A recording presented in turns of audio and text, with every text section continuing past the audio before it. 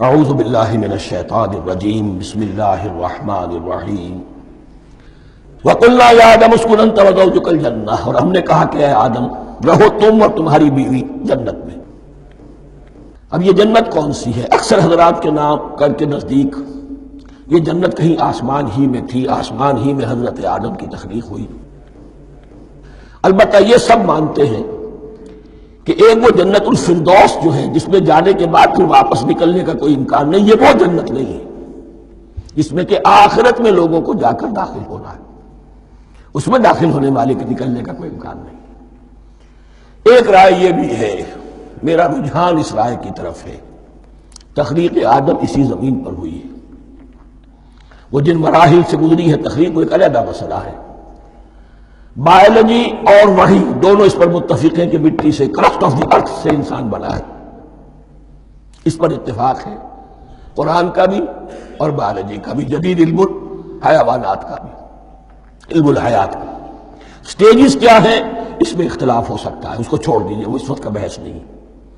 یہی کسی اونچے مقام پر کوئی سرسبز و شاداب علاقہ تھا جہاں حضرت آدم کو رکھا گیا، جہاں ہر طرح کے میوے تھے، ہر شے، لا تظمأ فیہا ولا تضحیٰ، نہ اس میں بھوک لگے گی، نہ دھوپ تمہیں ستائے گی، ہر طرح کی چیز تمہیں فراہم ہے۔ وہاں رکھے گئے ہیں صرف ایک ڈیمانسٹریشن کے لیے کہ انہیں نظر آ جائے کہ شیطان میرا دشمن ہے، وہ مجھے ورغلائے گا، طرح طرح سے میرے اندر وسوسہ اندازی کرے گا، میرے اور میری اولاد کے، صرف ایک ڈیمانسٹریشن۔ اس کی مثال یوں سمجھیے کہ سلیکشن تو ہو گیا، سی ایس پی گریڈ میں کوئی شخص آ گیا ہے، لیکن اب وہ سول سروس اکیڈمی میں رکھا جا رہا ہے۔ تو یہ کوئی اکیڈمی ہو سکتا ہے اسی زمین پر ہو، صرف بتانا یہ تھا کہ تمہیں معلوم ہو جائے کہ یہ شیطان تمہارا دشمن ہے۔ اس لیے کہ اس میں جو ایک لفظ حبوط کا آ رہا ہے، وہ حبوط صرف ایک ہی معنی میں نہیں ہوتا، دوسری معنی میں بھی ہے۔ اللہ عالم، یہ چیزیں پھر متشابہات میں رہیں گی، اس لیے ان کے بارے میں کوئی ایک رائے دوسری رائے، اس کے لیے ذہن سے، عقل سے بات کر کے ایک یا دوسری رائے اختیار کر سکتے ہیں۔ وَقُلْنَا يَا آدَمُ اسْكُنْ أَنْتَ وَزَوْجُكَ الْجَنَّةَ، اور ہم نے کہا کہ رہو اے آدم تم بھی اور تمہاری بیوی بھی باغ میں، اس باغ میں، الجنہ اس باغ میں، گویا کہ اشارہ کیا جا رہا ہے۔ وَكُلَا مِنْهَا رَغَدًا حَيْثُ شِئْتُمْ، اور کھاؤ اس میں سے با فراغت جہاں سے چاہو، ہر طرح کا پھل ہے کھاؤ۔ وَلَا تَقْرَبَا هَٰذِهِ الشَّجَرَةَ، یہاں پہ اس درخت کا نام نہیں دیا گیا، اشارہ اس درخت کے قریب مت جانا۔ فَتَكُونَا مِنَ الظَّالِمِينَ، تو تم ظالموں میں سے ہو جاؤ گے، تم حد سے گزرنے والوں میں سے ہو جاؤ گے۔ اب اس کی بھی حکمت سمجھیے کہ چونکہ ڈیمانسٹریشن کرانی ہے کہ تمہیں کسی چیز سے، ہزار چیزیں مباح ہیں دنیا میں، چند چیزیں پینے کی حرام ہیں، اب تم اگر ان ہزار مباح چیزوں کو چھوڑ کر حرام چیز کو پیتے ہو تو یہ تمہارا اختیار ہوا، جبکہ اللہ تعالیٰ نے مباحات کا دائرہ بہت وسیع رکھا ہے۔ جس سے چاہو چند رشتے ہیں جو بیان کر دیے گئے، یہ حرام ہے، محرمات ہے، ابدیہ ہیں، ان سے تو شادی نہیں ہو سکتی، باقی کسی مسلمان عورت سے دنیا کے کسی کونے میں وہ شادی کر سکتے، کروڑوں کے آپشنز آپ کے لیے خالی کھلے ہیں، لیکن پھر بھی انسان شادی نہ کرے، زنا کرے، یہ گویا کہ اس کی اپنی خباثت نفس ہے۔ ایک نہیں، دو دو، تین تین، چار چار تک شادی کرو، اجازت ہے تمہیں۔ تو اس اعتبار سے مباحات، اب یہ پورا باغ تمہارے لیے مباح ہے، بس ایک درخت ہے، اس کے پاس نہ جانا، اور درخت کا نام لینے کی کوئی ضرورت نہیں، تو آزمائش تھی نا، صرف ایک آزمائش اور اس کی ڈیمانسٹریشن۔ فَأَزَلَّهُمَا الشَّيْطَانُ عَنْهَا، تو پھسلا دیا ان دونوں کو شیطان نے اس درخت کے بارے میں۔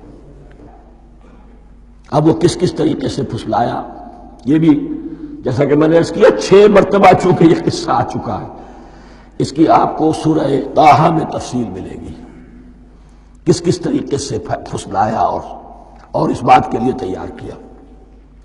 فَأَخْرَجَهُمَا مِمَّا كَانَا فِيهِ، تو نکلوا دیا ان دونوں کو اس کیفیت میں سے جس میں کہ وہ تھے، وہ کیفیت کہ نہ کوئی مشقت ہے، نہ کوئی محنت ہے، اور انسان کو ہر طرح کا اچھے سے اچھا پھل مل رہا ہے، تمام ضروریات فراہم ہیں، خاص کوئی حلۂ جنت ہے جس کا کہ لباس بھی عطا کیا گیا ہے۔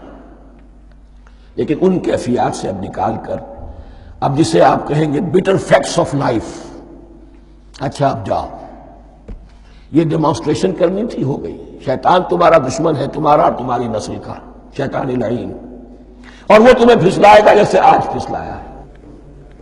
تم آگاہ رہنا اس کی شرارتوں سے۔ ان الشیطان لکم عدو فاتخذوہ عدوا، یہ شیطان تمہارا دشمن ہے، اسے اپنا دشمن ہی سمجھو۔ لیکن یہ ہے کہ اگر کچھ لوگ اسے دوست بنا لیں، اس کے ایجنٹ بن جائیں، اس کے کارندے بن جائیں، یہ ان کا چوائس ہے جس کی سزا انہیں ملے گی۔ فَأَخْرَجَهُمَا مِمَّا كَانَا فِيهِ وَقُلْنَا اهْبِطُوا بَعْضُكُمْ لِبَعْضٍ عَدُوٌّ، اور ہم نے کہا اترو، تم سب ایک دوسرے کے دشمن ہوگے۔ اب یہ چونکہ جمع کا صیغہ آیا ہے، ایک دوسرے کے دشمن ہوگے، تو ایک دشمنی تو شیطان اور آدم اور ذریت آدم کی ہے، ایک اور دشمنی بھی ہے جو انسان میں مرد اور عورت کے مابین ہے۔ عورت بھی پھسلاتی ہے، غلط راستے پر ڈالتی ہے، مرد عورتوں کو گمراہ کرتے ہیں، عورتیں مردوں کو گمراہ کرتی ہیں۔ قرآن مجید میں کہا گیا یا ایھا الذین آمنوا ان من ازواجکم واولادکم عدوا لکم فاحذروہم، اہل ایمان چوکنے رہو، چوکس رہو، تمہاری بیویوں اور اولاد میں سے تمہارے دشمن ہیں، بچ کر رہو، کیپ الرٹ،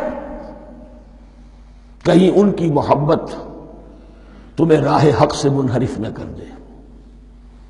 تم ایک اچھا کام کرنا چاہتے ہو، بیوی رکاوٹ بن گئی، بیوی کو اچھا کام کرنا چاہتی، شوہر رکاوٹ بن گیا، تو یہ محبت نہیں ہے، یہ عداوت ہے۔